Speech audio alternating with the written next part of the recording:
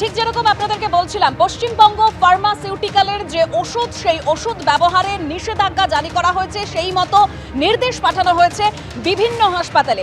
আর.জি. কর থেকে শুরু করে বিভিন্ন হাসপাতালের বিভাগীয় প্রধানকে ইতিমধ্যেই নির্দেশ পাঠানো হয়েছে। কোন কোন ওষুধ ব্যবহার করা যাবে না তার তালিকাও দিয়ে দেওয়া হয়েছে। বিস্তারিত আমাদের প্রতিনিধি সন্দীপ সরকার আমাদের সঙ্গে রয়েছেন। সন্দীপ, জানাবে। সন্দীপ, দেখো, একদম নির্দিষ্টভাবে যে তালিকা দিয়ে দেওয়া হয়েছে, আমরা সেই তালিকার দিকে যদি চোখ বোলাই, তালিকাতে আমরা দেখতে পাচ্ছি যে এই তালিকার মধ্যে রয়েছে স্যালাইন। যে স্যালাইন নিয়ে প্রশ্ন উঠেছে, সেই স্যালাইন যেরকম এই তালিকার মধ্যে রয়েছে, সেই পাশাপাশি সেই তালিকার মধ্যে রয়েছে প্যারাসিটামল। যে প্যারাসিটামল ইন্টারভেনাস, অর্থাৎ ভেনের মাধ্যমে শরীরের ভেতরে প্রবেশ করে, সেই তরল প্যারাসিটামল। তার পাশাপাশি লিভোফ্লক্সাসিন, অফ্লক্সাসিন, তার পাশাপাশি রয়েছে আমাদের রিঙ্গার সলিউশন, রিঙ্গার ল্যাকটেট। এর পাশাপাশি শিশুদের ব্যবহারের জন্য যে এক ধরনের স্যালাইন, তার নাম উল্লেখ রয়েছে। একাধিক এরকম 10টি আইটেমের নাম উল্লেখ করে কিন্তু আর.জি. কর কর্তৃপক্ষ তারা অর্ডার দিয়েছেন। এবং অন্যান্য হাসপাতালের যে তালিকাও আমাদের কাছে এসেছে, তাতেও আমরা দেখতে পাচ্ছি কিন্তু পরপর বিভিন্ন ওষুধের তালিকা রয়েছে। সেই তালিকা মতো ওষুধ সরিয়ে রাখতে বলা হয়েছে। যে ওষুধগুলি বেশিরভাগ, যে ওষুধগুলি এই সংস্থার উৎপাদন করা, এই সংস্থার সরবরাহ করা, অর্থাৎ পশ্চিমবঙ্গ ফার্মাসিউটিক্যালস থেকে আনানো, সেই সমস্ত ওষুধ সরিয়ে রাখতে বলা হয়েছে যতক্ষণ না তদন্ত শেষ হচ্ছে, যতক্ষণ না পর্যন্ত ল্যাব টেস্টের রিপোর্ট আসছে, ততক্ষণ পর্যন্ত এই সংস্থাগুলির ওষুধ ব্যবহারের নিষেধাজ্ঞা জারি করলো স্বাস্থ্য ভবন। এবং সেই মোতাবেক পদক্ষেপ করতে শুরু করলো সংশ্লিষ্ট হাসপাতালগুলিও। ধন্যবাদ সন্দীপ। বুধবার রাতে মাতৃত্বের স্বাদ পেয়েছিলেন, আনন্দে ভরে উঠেছিল গোটা পরিবার। কিন্তু কেউ ভাবতেও পারেননি মাত্র একদিন পরেই সদ্যজাতকে ছেড়ে এভাবে চলে যেতে হবে মাকে। অভিযোগ, স্যালাইন থেকে সংক্রমণের কারণেই প্রসবের পরদিনই মৃত্যু হলো মেদিনীপুর মেডিকেল কলেজে ভর্তি থাকা প্রসূতির। একদিন বয়সে মাতৃহারা হলো দুধের শিশু।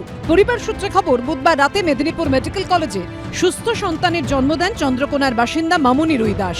পরিবারের অভিযোগ, স্যালাইন দেওয়ার পরই প্রসূতির শারীরিক অবস্থার অবনতি হতে থাকে। বৃহস্পতিবার রাতে মৃত্যু হয়। স্পেয়ার স্যালাইনের জন্য মারা গেছে এবং অপারেশনটা হয়েছে জুনিয়র ডাক্তার দিয়ে। পুরো টোটাল চিকিৎসাটাই ভুল চিকিৎসা হয়েছে।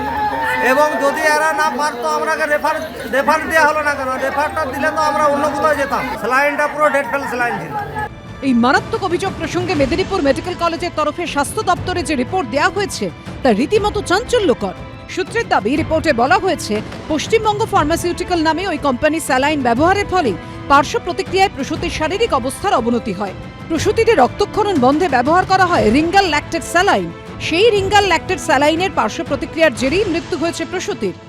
সিজারিয়ানের সেকশনে নর্মালি 500 ml থেকে 1 লিটার ব্লাড লস হয়।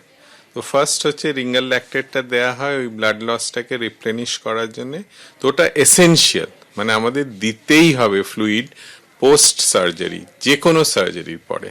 কিন্তু এটা যেমন সাপের কামড়ে যেমন এফেক্ট হয়, সেরকম একটা বিষ শরীরের মধ্যে ঢুকিয়ে দেওয়া, যদি কন্টামিনেটেড ফ্লুইড আইভিতে যায় পেশেন্টদের, এবং তার জন্যে পেশেন্ট কিন্তু খুব দ্রুত খারাপ হয় এবং মারাও যেতে পারে।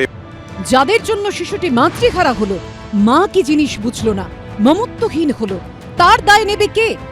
ইনভেস্টিগেশন হচ্ছে, পেশেন্ট একজন ইমপ্রুভ করে গেছে আর বাকিদের ট্রিটমেন্ট চলছে। কি কারণে মৃত্যু কিছু বোঝা গেল? Under investigation. এখনো অসুস্থ অবস্থায় সিসিইউতে রয়েছেন 3 জন। তাদের অবস্থা কি? তারা কি স্থিতিশীল?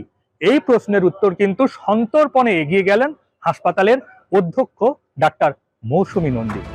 সূত্রের খবর, মেদিনীপুর মেডিকেল কলেজে ভর্তি থাকা আরো 4 প্রসূতিও অসুস্থ। তাদের মধ্যে 2 জনের অবস্থা বেশ গুরুতর। গত বছর নভেম্বর মাসে এই ওষুধ ব্যবহারের ফলে প্রসূতিদের মৃত্যুর অভিযোগ ওঠার পর চোপড়ায় সংস্থার অফিসে হানা দিয়েছিল কর্ণাটকের স্বাস্থ্য দপ্তর। এরপর 7ই জানুয়ারি এই ওষুধ ব্যবহারের ওপর নিষেধাজ্ঞা আরোপ করে রাজ্য স্বাস্থ্য দপ্তর। কিন্তু চিকিৎসকদের প্রশ্ন, তারপরও কি করে সরকারি মেডিকেল কলেজে এক প্রসূতিকে এই ওষুধ দেওয়ার মতো গুরুতর অভিযোগ উঠতে পারে? রিঙ্গার ল্যাকটেট ব্যবহার করার জন্য প্রসূতির অসুস্থতা বেড়েছে, তাদের মৃত্যু হয়েছে, এই অভিযোগ এসছে। এই একই রকম অভিযোগ হচ্ছে যে ভিন রাজ্যেও একটা ঘটেছে। এইখানকার এই ঘটনা নিয়ে। এটা লজ্জার আমাদের, এবং এই অভিযোগগুলি 1 বছর ধরে হওয়া সত্ত্বেও এখনো পর্যন্ত আমাদের রাজ্যের যে স্বাস্থ্য দপ্তর বা যারা এগুলিকে নিয়ন্ত্রণ করেন তাদের দিক থেকে কোনো সদর্থক ভূমিকা আমরা এখনো দেখতে পেলাম না। সেজন্য একটার পর একটা ঘটনা ঘটছে, আমাদের সহনাগরিকদের মৃত্যুর মিছিল বাড়ছে এই রকম হচ্ছে নিম্নমানের ওষুধের জন্য। জয়েন্ট প্ল্যাটফর্ম অফ ডক্টরসের তরফে বিজ্ঞপ্তিতে দাবি করা হয়েছে একটি বিশেষ কোম্পানির বিশেষ ব্যাচের এই তরলে এর আগেও একই রকম প্রতিক্রিয়া দেখা গেছে। গত 1 বছর বিভিন্ন হাসপাতালে বহু অভিযোগ বিএমওএইচ থেকে সুপার করেছেন। স্বাস্থ্য দপ্তর প্রশাসন নির্বিকার প্রশ্রয় দিয়েছে।